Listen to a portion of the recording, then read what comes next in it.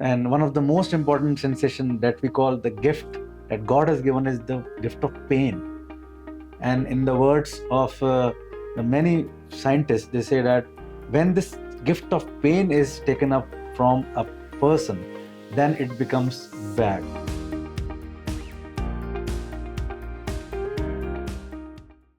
It's an absolute honor to welcome you to this special podcast session right here in the heart of Hyderabad, a city where innovation and care comes together beautifully. I am Anirudh Chaudhary from Pediteq, and today it is more than just a discussion. It is a movement towards the healthier future for those living with diabetes and having a diabetic foot. We are privileged to be joined by some of the most respected doctors in this field who have dedicated their lives to the diabetic care.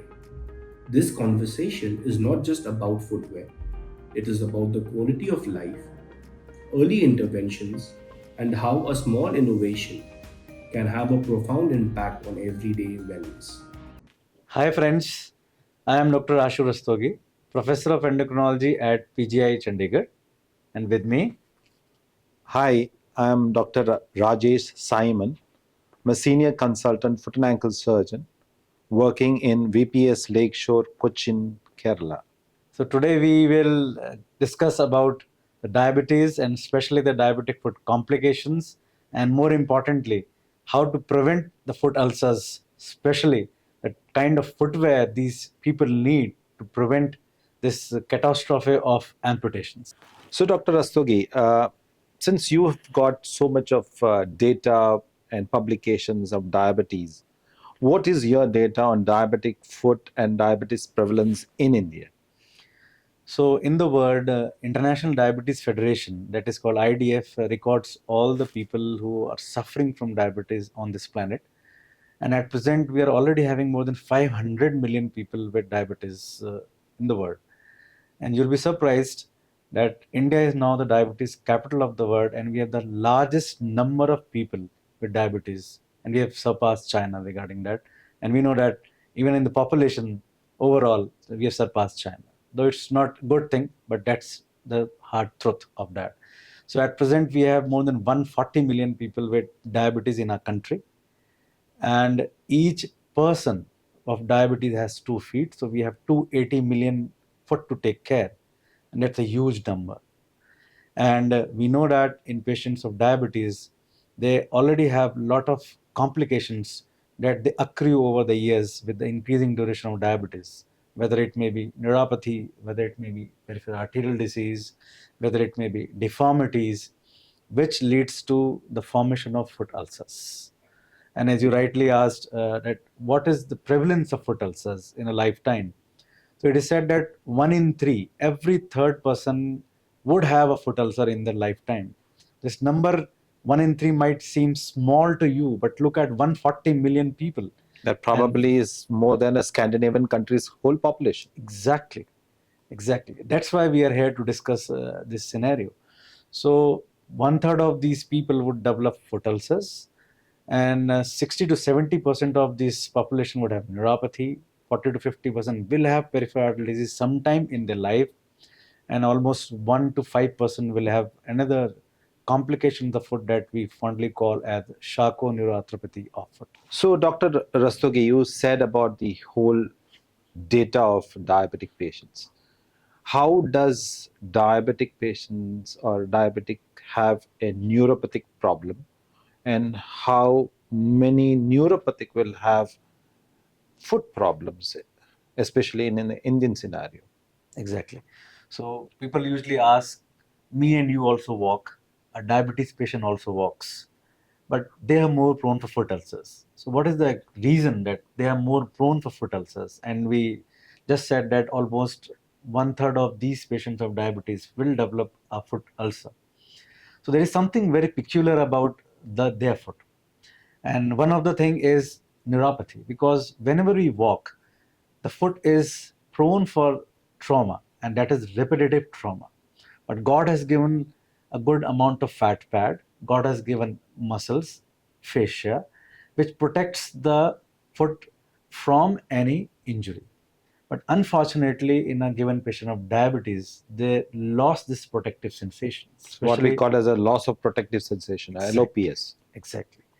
And one of the most important sensation that we call the gift that God has given is the gift of pain. And in the words of the many scientists, they say that when this gift of pain is taken up from a person, then it becomes bad. Then he just continues to walk. He doesn't know what is happening to his foot, which is susceptible for repeated trauma, and the skin breaks, and he develops a foot ulcer. Another scenario would be a person who is having a poor arterial supply to the foot, and that we call as peripheral arterial disease. And people remember and know it as a gangrene, but gangrene is a consequence of peripheral arterial disease. And this is also one of the very common reasons for occurrence of foot ulcers. And earlier in India, we used to believe that hardly 20 to 30% of patients had peripheral arterial disease. But now, with more advanced technologies to early pick the peripheral arterial disease, we can identify in a given patient of diabetes who is having poor arterial flow in the foot. And that is also one of the key reasons for occurrence of the foot ulcers. And lastly, me and you have a lot of arches in the foot that absorb the shock, that absorb the pressure, the sheer stress of walking. But unfortunately, again in diabetes patients, they develop deformities. You might have seen patients with the clawing of toes, some kind of and the toe deformities, or their midfoot that collapses.